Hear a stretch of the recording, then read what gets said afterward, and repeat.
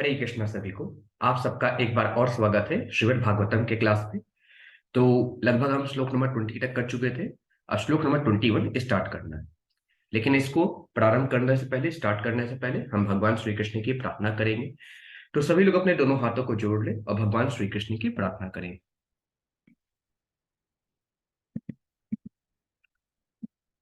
ओम नमो भगवते वासुदेवाय। जन्मादस्य यतो अन्व्यादितरश्चार्थयस्विघ्नस्वराट् तेने ब्रह्महृदायादिकवे मुह्यन्ते सूर्याः तेजोवारिभृतां यथा विनिमयो यत्र सर्गो मनीषा धाम्ना स्वेन सदा निरस्तकुहकं सत्यं परं धीमहि। नारायणं नमस्कृत्य नरं चैव नरोत्तमं देवीं सरस्वतीं व्यासं ततो जयमुदीरये।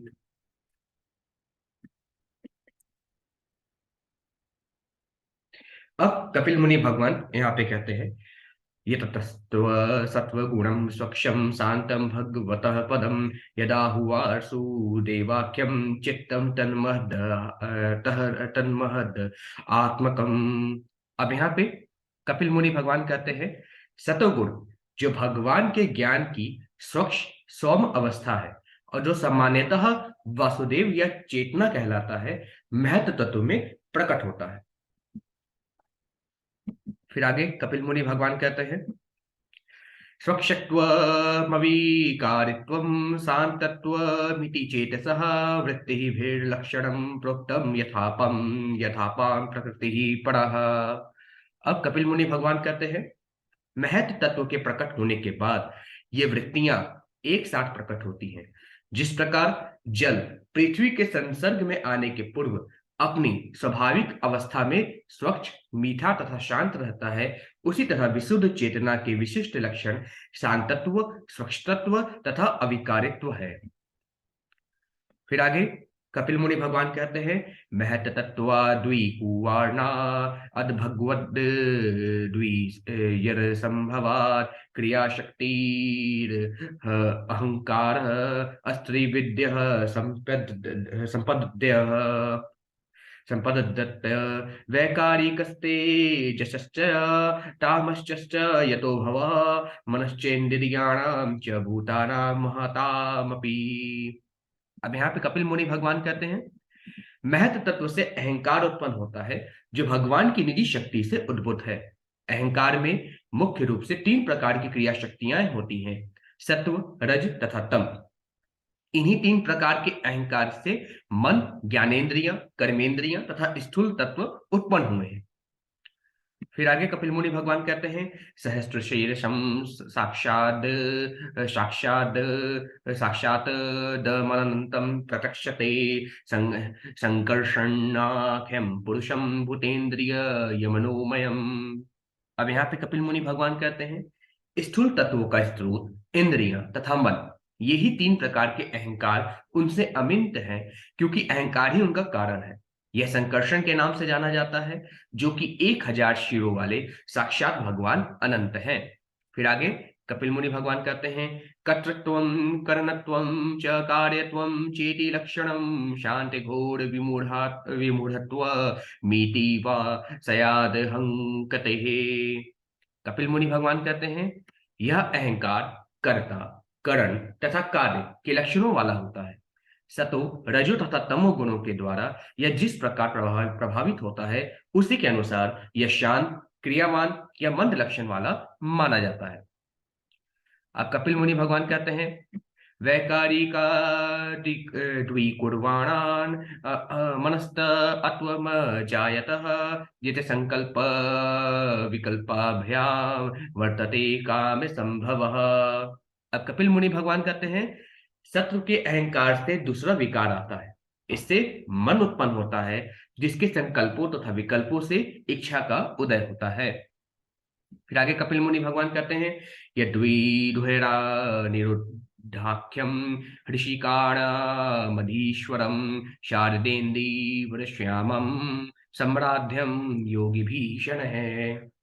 अब कपिल मुनि भगवान कहते हैं, जीवात्मा का मन इंद्रियों के परम अधिष्ठाता अनिरुद्ध के नाम से प्रसिद्ध है। उसका नील श्याम शरीर शरदकालीन कमल के समान है। योगी जन उसे शनय शनय प्राप्त कर करते हैं। फिर आगे कपिल मुनि भगवान कहते हैं, तेजसा तु विकुर्वाणा अद्बुद्धि अततत्वमभूतस्थिति द्रव्यस्फुरन् विज्ञान मिन्द्रियाणा मनुग्रह। फिर कपिल मुनि भगवान कहते हैं, हे सती, रजोगुणी अहंकार में विकार होने से बुद्धि का जन्म होता है। बुद्धि के कार्य हैं दिखाई पड़ने पर पदार्थों की प्रकृति के निर्धारण में सहायता करना और इंद्रियों की सहायता करना। फिर आगे कपिल मुनि भगवान कहते हैं, संशयो अथ विपर्यासो निश्चयः स्मृतिरेव च स्वाप इत्युच्यते बुद्धेर बुद्धेर अलक्षणम वृत्ते पृथक। कपिल मुनि भगवान कहते हैं यहाँ पे, संदेह, विपरीत ज्ञान, सही ज्ञान, स्मृति तथा निद्रा, ये अपने अपने भिन्न भिन्न कार्यों से निश्चित किए जाते हैं और यही बुद्धि के स्पष्ट लक्षण हैं। फिर आगे कपिल मुनि भगवान कहते हैं, तेजसानि इंद्रियाणि एव क्रिया ज्ञान विभागशः प्राणस्य ही क्रिया शक्ति बुद्धि बुद्धि विज्ञान शक्तितः। कपिल मुनि भगवान कहते हैं, रजोगुणी अहंकार से दो प्रकार की इंद्रियां उत्पन्न होती हैं, ज्ञान इंद्रियां तथा कर्मेंद्रियां। कर्मेंद्रियां प्राण शक्ति पर और ज्ञान इंद्रियां बुद्धि पर आश्रित होती हैं। फिर आगे कपिल मुनि भगवान कहते हैं, तामसाश्च विकुर्वाणा अद्भगवद् दुर्यचोरितात् शब्दमात्र मभुत्तर शब्दमात्र मभुत्तस्मान्नभः श्रोत्रम तु शब्दगम। अब कपिल मुनि भगवान यहाँ पे कहते हैं, जब तामसी अहंकार भगवान की वीर्य काम शक्ति से प्रेरित होता है तो सूक्ष्म शब्द तत्व प्रकट होता है और शब्द से आकाश तथा और उससे श्रवणेन्द्रियां उत्पन्न होती हैं। फिर आके कपिल मुनि भगवान कहते हैं, अर्थाश्रयत्वं शब्दस्य दृष्टुलिंगत्वमेव च तन्मात्रत्वं च नभसो लक्षणं कवयो विदुः। कपिल मुनि भगवान कहते हैं, जो लोग विद्वान हैं और वास्तविक ज्ञान से युक्त हैं वे शब्द की परिभाषा इस प्रकार करते हैं, अर्थात वह जो किसी पदार्थ के विचार अर्थ को वहन करता है, ओट में खड़े वक्ता की उपस्थिति को सूचित करता है और आकाश का सूक्ष्म रूप होता है। फिर आगे कपिल मुनि भगवान कहते हैं, भूतानां छिद्रदातृत्वं बहिरन्तरमेव च प्राणेन्द्रियात्म धिष्णयत्वं नभसो वृत्ति लक्षणम। अब कपिल मुनि भगवान यहाँ पे कहते हैं, समस्त जीवों को उनके ब्रह्म बाह्य तथा आंतरिक अस्तित्व के लिए अवकाश स्थान प्रदान करना, जैसे कि प्राणवायु, इंद्रिय एवं मन का कार्य क्षेत्र, यह आकाश तत्व के कार्य तथा लक्षण है। फिर आगे कपिल मुनि भगवान कहते हैं, नभसा शब्द शब्द तन्मात्रात् कालगत्या विकुर्वतः स्पर्शो अभवत् तो वायु अस्त्व अकस्पर्शे अस्य च संग्रह। कपिल मुनि भगवान कहते हैं, ध्वनि उत्पन्न करने वाले आकाश में काल की गति से विकार उत्पन्न होता है और इस तरह स्पर्श तन्मात्र प्रकट होता है। इससे फिर वायु तथा स्पर्श इंद्रियां उत्पन्न होती हैं। फिर आगे कपिल मुनि भगवान कहते हैं, मृदत्वं कठिनत्वं च शैत्ये मुष्णत्वमेव च एतत् स्पर्शस्य स्पर्शत्वं तन्मात्रत्वं नभस्वतः। अब कपिल मुनि भगवान कहते हैं, कोमलता तथा कठोरता एवं शीतलता तथा उष्णता ये स्पर्श को बताने वाले लक्षण हैं, जिन्हें वायु के सूक्ष्म रूप से में लक्षित किया जाता है। फिर आगे कपिल मुनि भगवान कहते हैं, चालनम व्यूहनम प्राप्ति नेतृत्वम द्रव्य शब्दयोः सर्वेन्द्रियाणामात्मत्वम वायोः कर्माभिलक्षणम। अब कपिल मुनि भगवान कहते हैं, गतियों, मिश्रण, शब्द को पदार्थों तथा अन्य इंद्रिय बोधों तक पहुंचाने एवं अन्य समस्त इंद्रियों के समुचित कार्य करते रहने के लिए सुविधाएं प्रदान कराने में वायु की क्रिया लक्षित होती है। फिर आगे कपिल मुनि भगवान कहते हैं, वायुश्च स्पर्श तन्मात्रा द्रूपम दैव दैवेरितादभूत समुत्थितं ततस्ते जश्चक्षु रूपोपल्लम भरणम। अब कपिल मुनि भगवान कहते हैं, वायु तथा स्पर्श तन मात्राओं की अंतः क्रियाओं से मनुष्य को भाग्य के अनुसार विभिन्न रूप दिखते हैं। ऐसे रूपों के विकास के फलस्वरूप अग्नि उत्पन्न हुई और आंखें विविध रंगीन रूपों को देखती है। फिर आगे कपिल मुनि भगवान कहते हैं, द्रव्याकृतत्वं गुणता व्यक्ति संस्थात्वमेव च तेजस्त्वं तेजसः साध्वी रूपमात्रस्य वृत्तयः। अब कपिल मुनि भगवान कहते हैं, हे माता, रूप के लक्षण आकार प्रकार गुण तथा व्यष्टि से जाने जाते हैं। अग्नि का रूप उसके तेज से जाना जाता है। फिर आगे कपिल मुनि भगवान कहते हैं, द्योतनम पचनम पान मदनम हिममर्दनम तेजसो वृत्तयस्त वेतः शोषणम श्रुत्री देव च। अब कपिल मुनि भगवान कहते हैं, अग्नि अपने प्रकाश के कारण पकाने, पचाने, शीत नष्ट करने, भाप बनाने की क्षमता के कारण एवं भूख प्यास खाने तथा पीने की इच्छा उत्पन्न करने के कारण अनुभव की जाती है। फिर आगे कपिल मुनि भगवान कहते हैं, रूप मात्रा द्विकुर्वाणा अत तेजसो दैव चोदितात् रसमात्र भूतस्मा अदम्भो जिह्वा रसग्रह। अब कपिल मुनि भगवान कहते हैं, अग्नि तथा दृष्टि की अंतः क्रिया से दैवी व्यवस्था के अंतर्गत स्वाद तन्मात्र उत्पन्न होता है। इस स्वाद से जल उत्पन्न होता है और स्वाद ग्रहण करने वाली जीभ भी प्रकट होती है। फिर आगे कपिल मुनि भगवान कहते हैं, कषायो मधुरस्तिक्तः कट्वल मल इति नैकथा भौतिकानां विकारेण रस एको विभिद्यते। अब कपिल मुनि भगवान कहते हैं, यद्यपि मूल रूप से स्वाद एक ही है, किंतु अन्य पदार्थ के संसर्ग में यह कषैला, मधुर, तीखा, कड़वा, खट्टा तथा नमकीन कई प्रकार का हो जाता है। फिर आगे कपिल मुनि भगवान कहते हैं, कलेदनम पिंडनम तृप्ति प्राणानाप्यायनोन्दन यनोअंदनम तापपनोदो भूयस्त्व मंभसो वृत्त्य अस्तिवमः।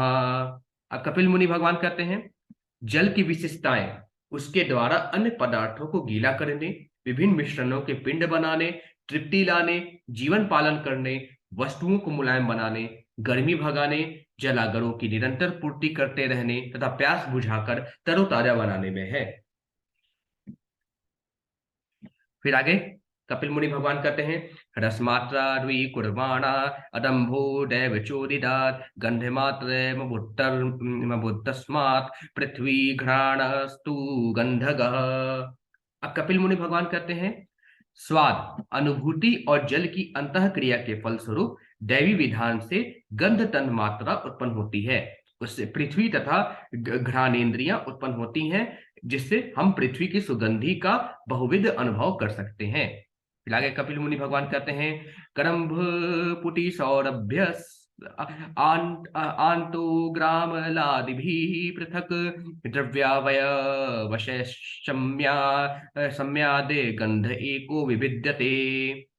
कपिल मुनि भगवान कहते हैं, यद्यपि गंध एक है, किंतु संबद्ध पदार्थों के अनुपातों के अनुसार अनेक प्रकार की हो जाती, यथा मिश्रित, दुर्गंध, सुगंधित, मृदु, तीव्र, अम्लीय इत्यादि। फिर आगे कपिल मुनि भगवान कहते हैं, भावनम ब्राह्मणम स्थानम धारणम सद्विशेषणम सर्वसत्व गुणोद्भेद पृथ्वी वृत्ति लक्षणम। अब कपिल मुनि भगवान कहते हैं, परब्रह्म के स्वरूपों को आकार प्रदान करके, आवास स्थान बनाकर, जल रखने के पात्र बनाकर पृथ्वी के कार्यों के लक्षणों को देखा जा सकता है। दूसरे शब्दों में पृथ्वी समस्त तत्वों का आश्रय स्थल है। फिर आगे कपिल मुनि भगवान कहते हैं, नभो गुण विशेषो अर्थो यस्य तक्षोत्र मुच्यते वायुर्गुण विशेषो अर्थो यस्य तत्स्पर्शनम विदुः। अब कपिल मुनि भगवान कहते हैं, वह इंद्रिय जिसका विषय शब्द है श्रवणेन्द्रियां और जिसका विषय स्पर्श है वह त्वगेन्द्रियां कहलाती हैं। फिर आगे कपिल मुनि भगवान कहते हैं, तेजो गुण विशेषो अर्थो यस्य तक्ष शुरुच्यते अंभो गुण विशेषो अर्थो यस्य तद्रसनम विदुः भूमे भूमे गुण विशेषो अर्थो यस्य सघ्राण उच्यते। कपिल मुनि भगवान कहते हैं, वह इंद्रिय जिसका विषय अग्नि का विशेष गुण रूप है वह नेत्र इंद्रिय है। जिस इंद्रिय का विषय जल का विशेष स्वाद है वह रसनेन्द्रियां कहलाती हैं। जिस इंद्रिय का विषय पृथ्वी का विशिष्ट गुण गंध है वह घ्राणेन्द्रियां कही जाती हैं। फिर आगे कपिल मुनि भगवान कहते हैं, परस्य दृश्यते धर्म हया परस्मिन् समन्वयात् अतो विशेषो भावानम भूमावेवोपलक्ष्यते। चूंकि कारण अपने कार्य में भी विद्यमान रहता है, अतः पहले के लक्षण दूसरे में भी देखे जाते हैं। इसलिए केवल पृथ्वी में ही सारे तत्वों की विशिष्टताएं पाई जाती हैं। थोड़ा वेट करिए, मैं इसके बाद फिर से स्टार्ट करता हूँ।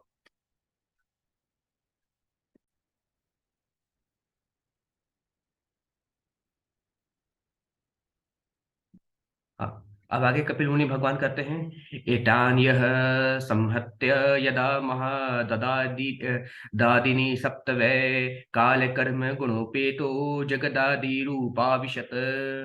अब कपिल मुनि भगवान कहते हैं, जब ये सारे तत्व मिले नहीं थे तो सृष्टि के आदि कारण श्री भगवान ने काल कर्म तथा गुणों के सहित 7 विभागों वाली अपनी समग्र भौतिक शक्ति के साथ ब्रह्मांड में प्रवेश किया। फिर आगे कपिल मुनि भगवान बोलते हैं, ततस्ते नानुविद्धेभ्यो युक्तेभ्यो अंडे मचेतनम उत्थितम पुरुषो यस्माद उद्तिष्ठ दसो विराट। अब कपिल मुनि भगवान कहते हैं, भगवान की उपस्थिति के कारण उत्प्रेरित होने तथा परस्पर मिलने से इन 7 तत्वों से एक जड़ अंडा उत्पन्न हुआ, जिससे विख्यात विराट पुरुष प्रकट हुआ। फिर आगे जो है कपिल मुनि भगवान कहते हैं, एतदंडम विशेषाख्यम कर्म वृद्धे तत्तरे तोयादिभि परिवृत्तम प्रधाने ना वृते बढ़ी यत्र लोक विटानो अयम रूपम भगवतो हरे। फिर कपिल मुनि भगवान कहते हैं, यह अंडाकार ब्रह्मांड भौतिक शक्ति का प्राकट्य कहलाता है। जल वायु अग्नि आकाश अहंकार तथा महत तत्व की इसकी परतें क्रमशः मोटी होती जाती है। प्रत्येक परत अपने से पूर्व वाली से 10 गुनी मोटी होती है और अंतिम बाह्य परत प्रधान से घिरी हुई है। इस अंडे के भीतर भगवान हरि का विराट रूप रहता है, जिनके शरीर के अंग 14 लोक हैं। फिर आगे कपिल मुनि भगवान कहते हैं, हिरण्मयादंड कोशादुत्थाय सलीले शयात तमाविश्य महादेवो बहुधा निर्विभेदखम। अब कपिल मुनि भगवान कहते हैं, विराट पुरुष श्री भगवान उस सुनहले अंडे में स्थित हो गए जो जल में पड़ा हुआ था, और उन्होंने उसे कई विभागों में बांट दिया। फिर कपिल मुनि भगवान कहते हैं, नरभिद्यतास्य प्रथमं मुखम वाणी ततो अभवत वाणया वही वह वहरी रथो नासे प्राणो तो घ्राण एतयो। सर्वप्रथम भगवान उनके मुख प्रकट हुआ, और फिर वागेंद्रियां और इसी के साथ अग्निदेव प्रकट हुए, जो उस इंद्रियों के अधिष्ठाता देव हैं। तब 2 नथुने प्रकट हुए और उनमें घ्राणेन्द्रियां तथा प्राण प्रकट हुए। फिर आगे कपिल मुनि भगवान कहते हैं, घ्राणाद्वायुर्भिद्येत्तामक्षिणी चक्षुरेतयोः तस्मात् सूर्योः नय भिद्येत्ताम कर्णो कर्णोः श्रोत्रम ततो दिशः। अब कपिल मुनि भगवान कहते हैं, घ्राणेन्द्रियां के बाद उसका अधिष्ठाता वायुदेव प्रकट हुआ।